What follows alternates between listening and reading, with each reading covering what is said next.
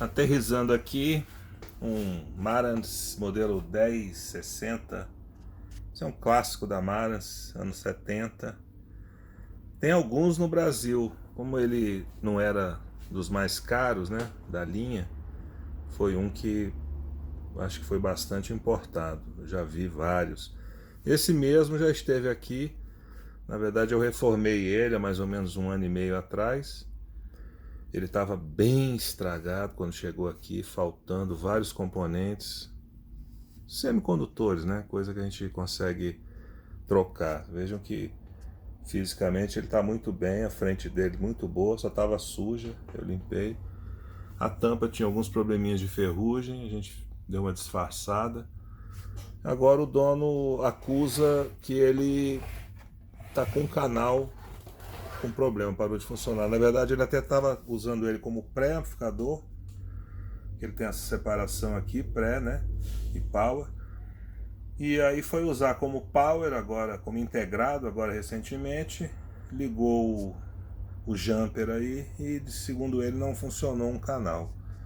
Vamos abrir e vamos verificar. Ele, no modo geral, estava bem conservado. Acho que a origem dele é lugar perto do mar, se eu não me engano, no Nordeste, porque ele tinha um pouco de ferrugem dentro. Aqui fora tinha alguma também, ainda tem um pouco aí nos terminais, ó, que eu não quis nem mexer na época, só limpei aqui os RCAs, né, escovei com aquela micro retífica, melhorou, mas a restauração ficou boa. Vamos abrir aí que eu vou mostrar para vocês e vamos tentar descobrir o que ele tem, né?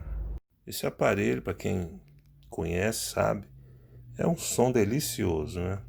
Tem muitos no Brasil, mas poucos à venda, porque quem tem não quer vender. A não ser que ele esteja com algum problema, ou o cara esteja indo para um outro Marantz, mas ele é espetacular, esse amplificadorzinho. Pequeno, compacto, apesar de ser só 30 watts por canal, a sensação é de que ele tem até mais potência, dependendo da caixa que você usa. Tem separação pré e power, então você pode realmente usar ele como pré num outro power mais possante que você consiga. Não tem por que você desfazer num aparelho desse, porque realmente ele tem uma função, tanto como integrado como pré, muito boa. O gostoso dele, na verdade, é o pré, né? O som que chama atenção nesse aparelho é o som produzido pelo pré. O power é uma configuração normal, boa também. Por dentro, como eu disse, né?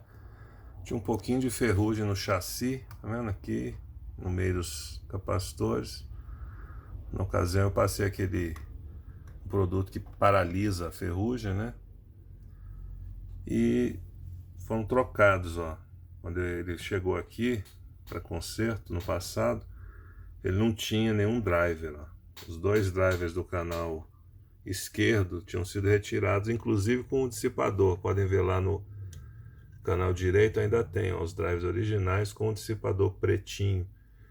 Coloquei um aqui parecido, em forma de estrela, que é aquele dissipador redondo para o transistor de caneca, igual esse aqui, ó.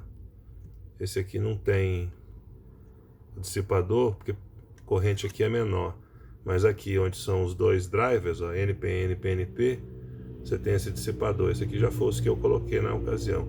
Inclusive esse canal, que é o que eu mexi bastante, troquei mais componentes, ele está funcionando. A queixa é o outro canal que está parado.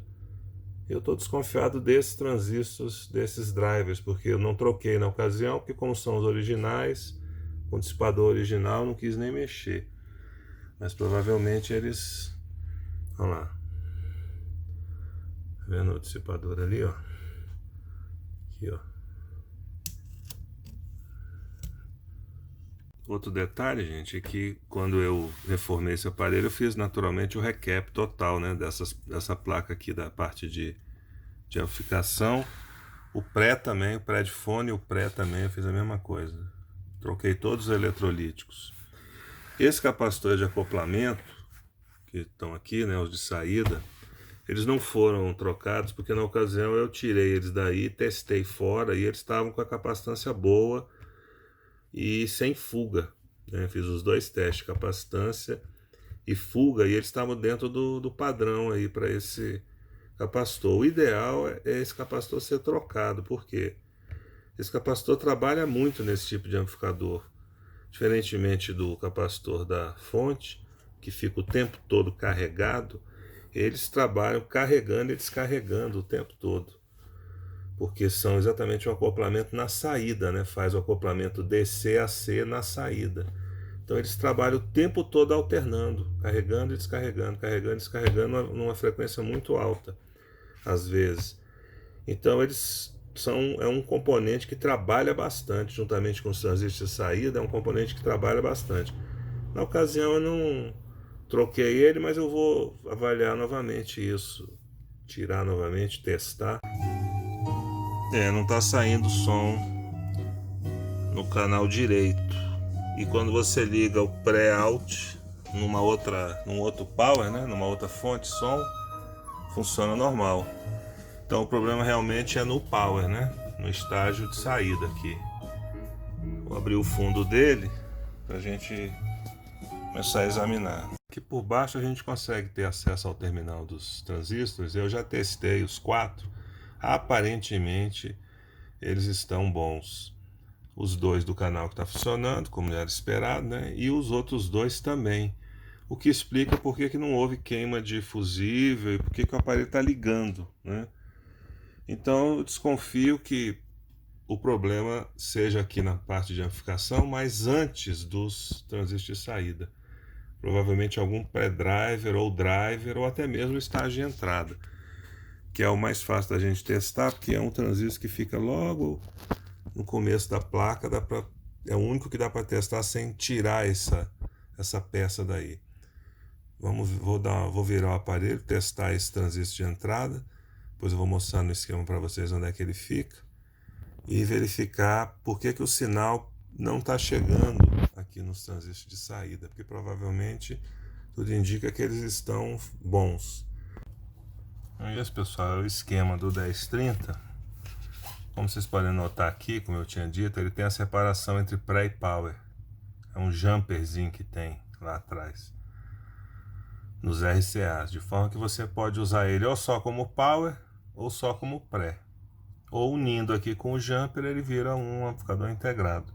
Então essa seção aqui é só a seção do power, né, da parte de potência. É uma arquitetura conhecida, consagrada, né, que é a quase complementar, muito usada nessa época, com um inversor e saídas NPN, né? Então, na verdade, aqui essa linha mais grossa aqui é a divisão entre o canal direito e esquerdo, então é um circuito idêntico em cima e embaixo. Vamos analisar aqui o canal direito, que a gente vai estar analisando igualmente o de baixo. Você tem um transistor de entrada, onde o sinal entra, acoplado naturalmente, e dele, também por acoplamento, ele cai aqui nesse pré-driver. Esse pré-driver, por sua vez, excita os 2 inversores aqui, PNP e NPN, e os 2 inversores excitam os transistores de saída.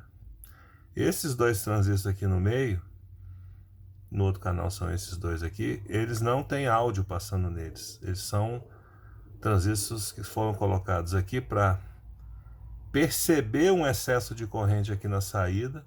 Eles fazem isso através desse resistor aqui, ó, de 390 ohms desse lado, e aqui também 390, aqui mesma coisa, 390, 390. O excesso de corrente aqui na saída é percebida por eles através desse resistor, e quando eles percebem esse excesso de corrente, eles ligam. Eles ligando, reduzem automaticamente a corrente dos drivers, e reduzindo a corrente dos drivers, reduz também a corrente da saída. Então, dessa forma, é um controle ativo da corrente do aparelho. Isso é que mantém ele com a baixa distorção o tempo todo. É um circuito bem interessante. Então o que eu verifiquei? Eu testei os transistores de saída, eles estão bons. Testei esse primeiro transistor aqui, também está bom. Então o problema vai estar nesses, provavelmente num desses três aqui, ou o pré-driver, ou um dos drivers, ou nos dois, ou até mesmo nesses dois transistores aqui que controlam a corrente, que também, queimado em curto, podem causar um mau funcionamento do aparelho, do canal, né? Esse canal aqui, como eu disse, está funcionando normal. Na reforma que eu fiz anterior nesse aparelho, o que eu troquei? Troquei exatamente os dois do canal que está funcionando atualmente, né? Que seria esse aqui. Eu troquei esse e esse, os dois drivers, e continuam funcionando bem. Troquei os dois de saída. E nesse canal aqui eu mantive os dois drivers, porque eles eram os drivers originais. É um transistor hoje difícil de achar. Tem um aqui para mostrar para vocês. É o 2SA606. Ó, é um transistorzinho de lata, tá vendo? Ó. Dá para pôr tranquilamente aí o BD 139 ou 140 no lugar, mas para manter a originalidade, como eu tenho um estoque desses transistores de lata aqui, exatamente esse, o 2S, que no caso é o 2SA606 e o 2SC959. Como eu tenho um estoque aí, quando eu conserto esses aparelhos, eu coloco o transistor original. Mas daria para usar aqui um BD 139-140 tranquilamente. Então eu troquei, né, num canal, e no outro eu mantive os originais. Eu estou desconfiado deles porque, como são originais, muito tempo de uso, né? Na saída, os originais são os transistor 2SD 217, que é aquele transistor de pastilha, bem conhecido dos senhores, como esse aqui, ó. Aqui é um 2SD424, mas ali a saída desse aparelho usa o 2SD217. Hoje em dia é difícil você achar essa pastilha boa. A maioria dos transistores vendidos em pastilha aí são falsificados. E quando não são falsificados, são caros e são de uma amperagem muito acima do original desse aparelho, que é um transistor de 8 amperes. Eu prefiro usar um transistor de outro formato, como eu vou mostrar para vocês, e trocar aqui, botar um transistor da amperagem original do aparelho, do que botar um MJ 15003 ou mesmo um 2N3773, que tem amperagem de 15 amperes e 20 amperes. É muito acima do que esse aparelho precisa, até porque você não vai conseguir aumentar a potência dele. Ele tem esse limitador de potência. Tá aí os drivers que eu troquei, né? 2SA606, 2SC959. Nesse canal mantive, então, como eu disse, os originais. Estão até com o dissipador original. Olha que bacaninha esse dissipador. Então, como estava funcionando com o dissipador colado aí, eu não quis mexer. O pré-driver também original, do lado de cá eu mantive também, porque estava funcionando. Esse canal é o que está funcionando, né? E aqui o que está com problema. E nos transistores de saída, ó, como eu disse a vocês, fiz aquela adaptação, botei aí o 2SD718, transistor excelente de 8 amperes, casa perfeito com esse aparelho, não precisa fazer modificação nenhuma. Fica dentro da especificação, só muda o formato do transistor. Vou mostrar para vocês com detalhes depois aí como é que eu simplesmo, porque os terminais coincidem, né? Emissor, coletor e base. Então você só tem que dobrar as perninhas para dentro e o coletor fica conectado aí na carcaça onde é o coletor do outro transistor, do outro encapsulamento. Então uma adaptação tranquilíssima de fazer. Eles estão aí já isolados, ó, não uso mais pasta térmica, aquele siliconezinho. Dá um super contato aí, muito mais eficiente, não suja nada. Isso. Esses aqui eu já verifiquei, estão todos bons. Então o problema está entre o transistor de entrada, que são esses pequenininhos aqui, ó. Tem um aqui, ó. Depois ele pula para cá. Depois para os dois drivers, aqui os dois que controlam a corrente, e aí vão para a saída. Então se a saída tá boa e esse primeiro transistor está bom, o problema está aqui no meio. Vamos fazer uma análise. Tirei os transistores, testei, estão bons realmente. Olha aí a adaptação, tá vendo? Soquete para aquele transistor de pastilha, mas esse aqui encaixa perfeitamente ali, ó. Mesma furação, é só dobrar as perninhas para dentro, isolar, ó, e mesma amperagem, funciona com uma beleza. Então realmente não tá na saída o problema. Começar a examinar os pré-drivers aí. Tive que tirar, né, todo o dissipador e a placa dos drivers do aparelho. Olha o vilão aí, pessoal. Às vezes você acha que é um semicondutor e é um simples resistor. Esse bicho aí tá queimado, botou o aparelho inteiro, um canal inteiro em pane. E eletrônica é assim, ó, você desmonta tudo, testa tudo, todos os transistores estão bonzinhos, chega à conclusão que é um resistor. Resistor essencial para o funcionamento do aparelho. É esse 18K aqui, ó, que alimenta o estágio de entrada. Olha lá, ó, 65 volts, e desce aqui. Então, ele estando interrompido, você não tem alimentação nessa fase inicial aqui do amplificador. Por isso que estava sem som. Todos os transistores estão bons. Resolvi testar o do outro lado, e o do outro lado tá bom. Só que em vez de 18K, ali ó, R707, ele tá com 33K. E olhando aí o código de cores, está correto. Como ele é original, eu vi pela solda, isso foi uma decisão tomada depois do projeto, aumentar esse resistor. Eu não vou discutir com essa japonesada. Fizeram isso há 50 anos atrás, o bicho está aí inteiro. Vou simplesmente botar o outro de 33K também, apesar do esquema estar dizendo 18K. Isso é muito comum, viu, gente? Muito comum acontecer. Como aqui, ó. Aqui, outro exemplo, né? O pré-driver aqui, no esquema, é o 2SC959. E na prática, é outro transistor, ó, que tá aqui. Ó, 2SC 875, outro transistor. E era também original, ó, Sanyo, como os outros. Isso é muito comum acontecer. O projeto é o ideal, e isso aqui é o real. Botaram o que estava ali, esquentou, deu instabilidade, alteraram para vender. Esse aqui foi o que foi vendido. Aquele foi o planejado. É assim mesmo que funciona a coisa. And carefree, not a song had found my soul, lost in blues, jazz and ragtime, no sound had got to know.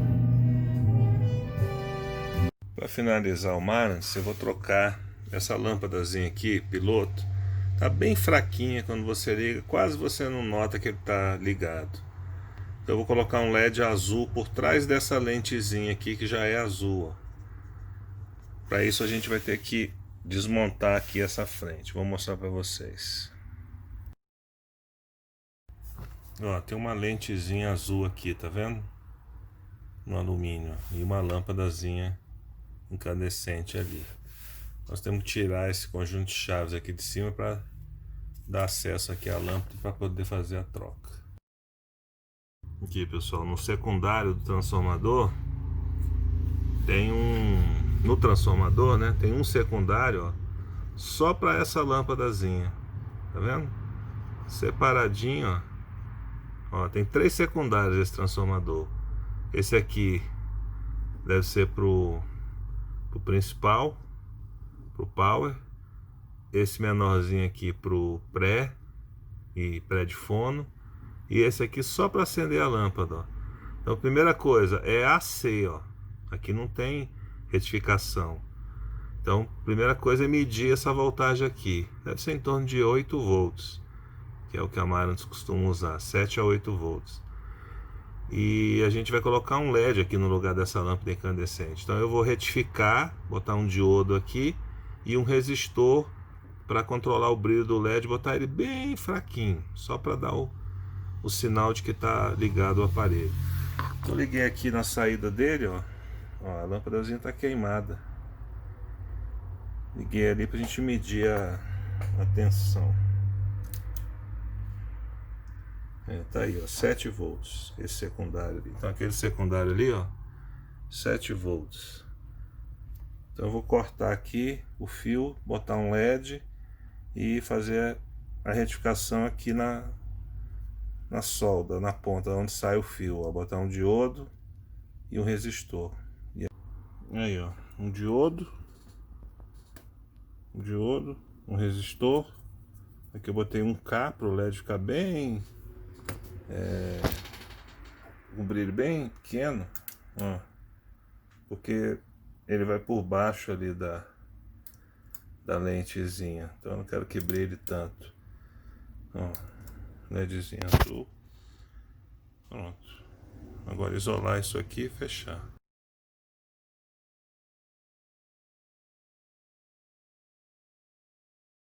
Aí, pessoal, Marantz finalizado. Ó, ficou sutil. Não se enxergava direito que estava ligado. O proprietário pediu para eu arrumar. Então, no final, um LED e um resistor, né? Só que foram horas de trabalho. Então não subestime o trabalho de um técnico em eletrônica, porque às vezes para você achar um resistor queimado você gasta 5 ou 6 horas de bancada, que foi o que eu gastei aqui mais ou menos. Mais 1 hora agora para trocar esse LED. Vocês viram que tem que desmontar tudo. É por isso que se cobra, né, para fazer esse serviço. O difícil não é desmontar, o difícil é montar e fazer ele funcionar. Essa que é a arte.